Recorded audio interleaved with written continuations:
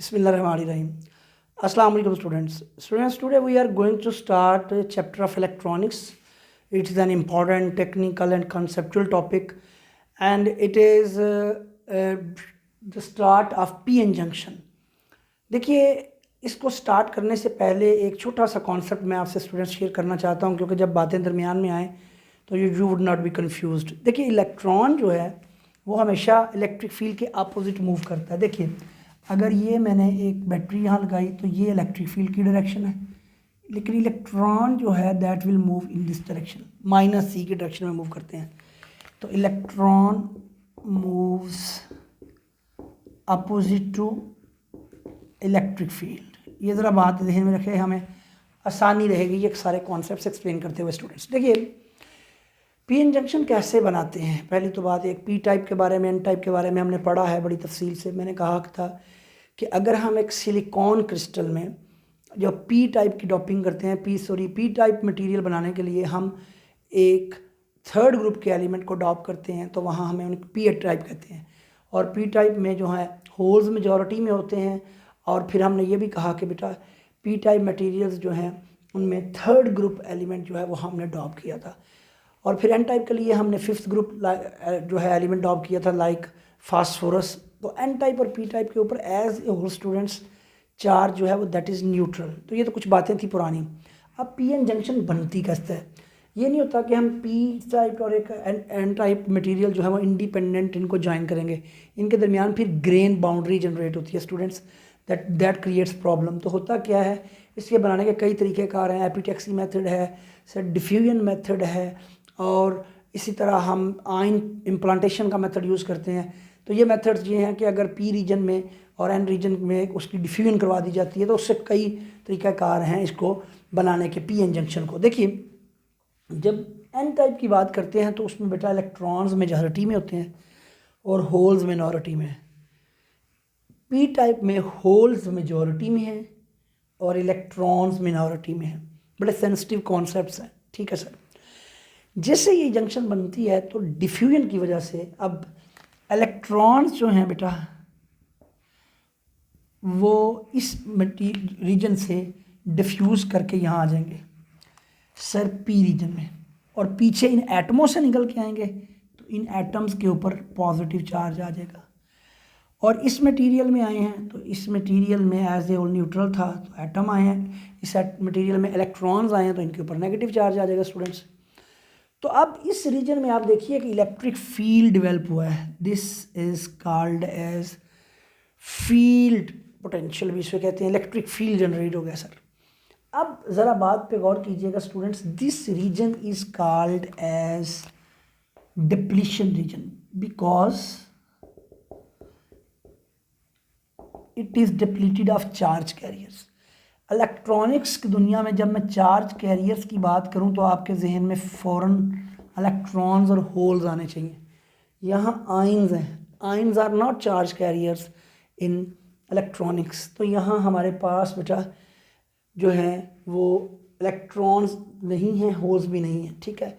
अब एक potential difference develop हो गया. अगर मैं पोटेंशियल डिफरेंस को हाइट से शो करूँ तो ये हमारे पास एक पोटेंशियल बैरियर है. ये हायर पोटेंशियल है, ये लोअर पोटेंशियल है, ठीक है सर. अब सिचुएशन क्या बनी है, यहाँ पोटेंशियल डिफरेंस प्रोड्यूस हो गया, वोल्टेजेस जनरेट हो गए सर. ये हर मटेरियल के लिए डिफरेंट हो गए. For example this potential difference for silicon it is 0.7, it is important one, and for germanium it is 0.3. Students, these are very much important MCQs for different exams. आप mnemonic याद रखने का याद रखिए कि S for silicon, S for 7. तो silicon के लिए 0.7 वोल्ट है. अब ये पोटेंशियल डिफरेंस जब जनरेट हुआ है तो हम जानते हैं जहाँ पोटेंशियल डिफरेंस होता है वहाँ इलेक्ट्रिक फील्ड होती है स्टूडेंट्स. तो अब इस पोटेंशियल डिफरेंस की वजह से इलेक्ट्रिक फील्ड जनरेट होगी, ठीक है. अब गौर कीजिए कि जैसे ही ये जो है हमारे पास डिप्लीशन रीजन डेवलप हुआ है तो अब ये किसको सपोर्ट कर रहा है, इस रीजन से होल्स को सपोर्ट कर रहा है, और इस रीजन से किसको सपोर्ट कर रहा है, electron. Electron moves opposite to electric field, holes move up in the direction of electric field. तो लिहाजा ये इंपॉर्टेंट क्वेश्चन है, वो पूछता होता है एग्जाम में MCQ कि depletion region forbids the flow of that forbids the flow of majority carrier on both sides.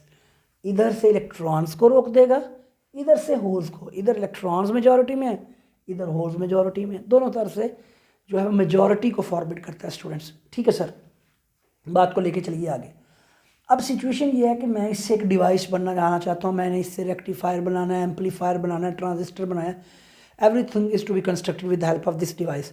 तो मैं चाहता हूँ करंट फ्लो करे, लेकिन करंट फ्लो नहीं कर रहा।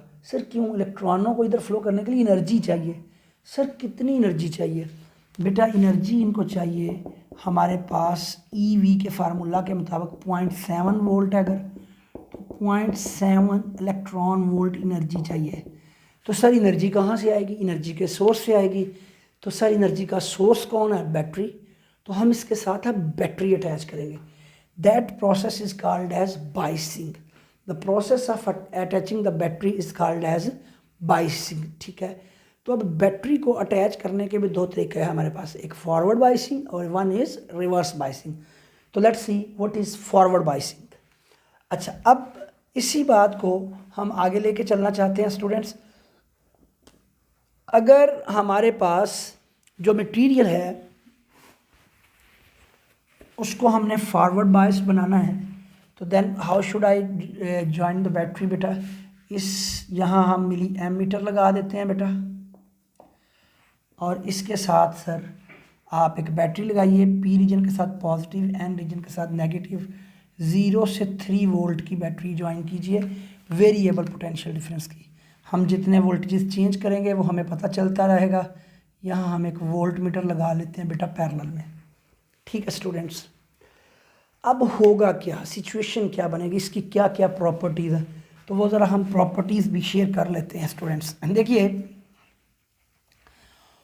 अब जो फॉरवर्ड बाइसिंग की प्रॉपर्टीज़ हैं वो हम ज़रा शेयर करेंगे, यही एग्ज़ाम में आती हैं। फॉरवर्ड बाइस,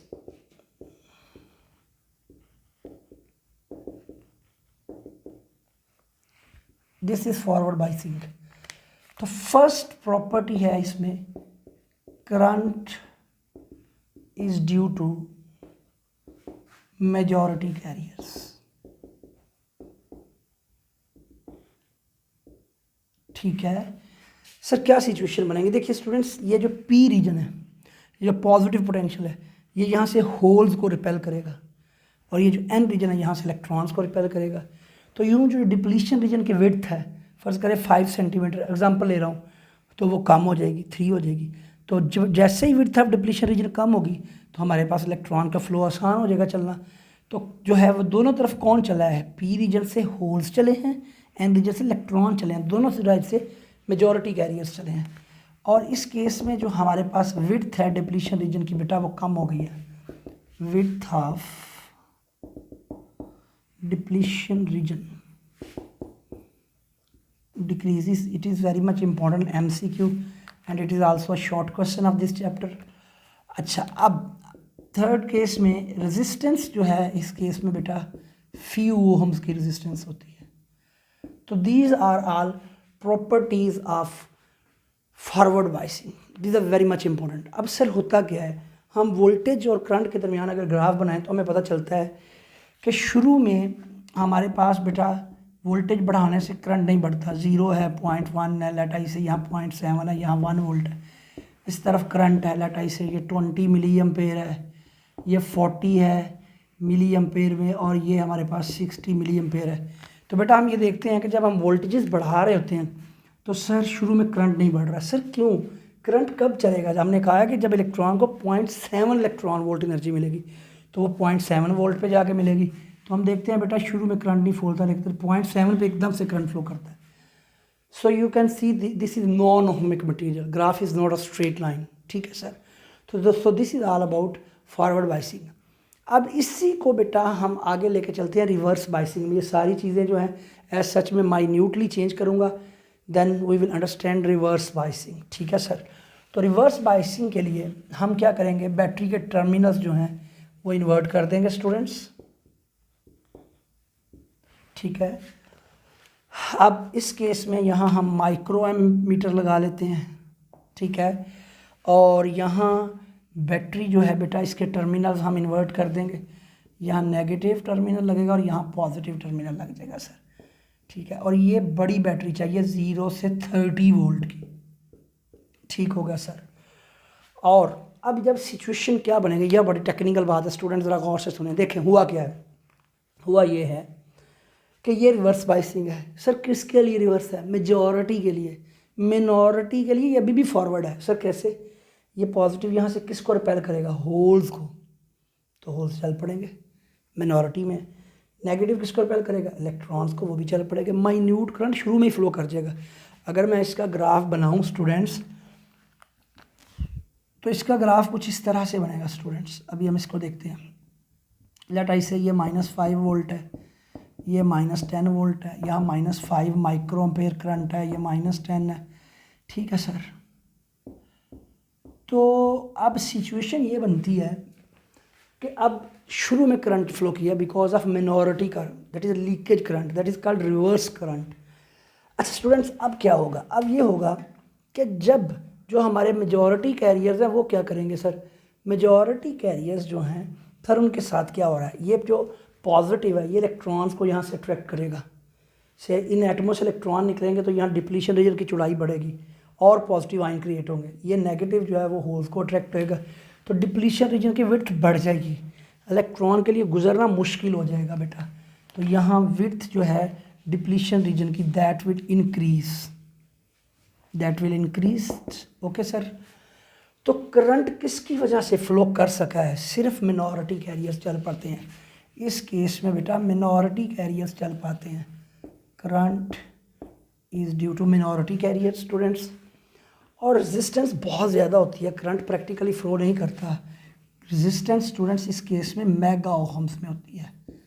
तो अगर आप कहूँ कि हमारे पास क्लोज स्विच में कैसे काम करता है, जो हमारे पास ये जो पीएन जंक्शन है, इसको लेटर ऑन हम डायोड कहेंगे बेटा, दिस इज़ कॉल्ड डायोड।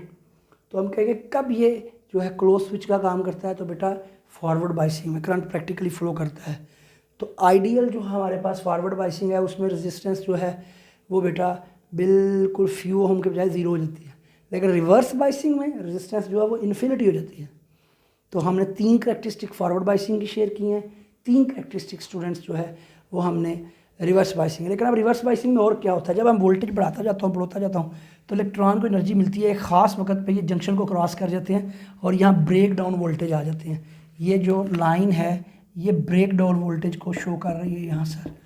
तो so this is all about forward biasing and reverse biasing.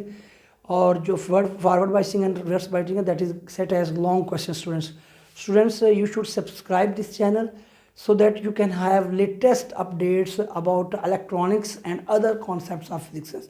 So this is all about PN junction. Allah Hafiz.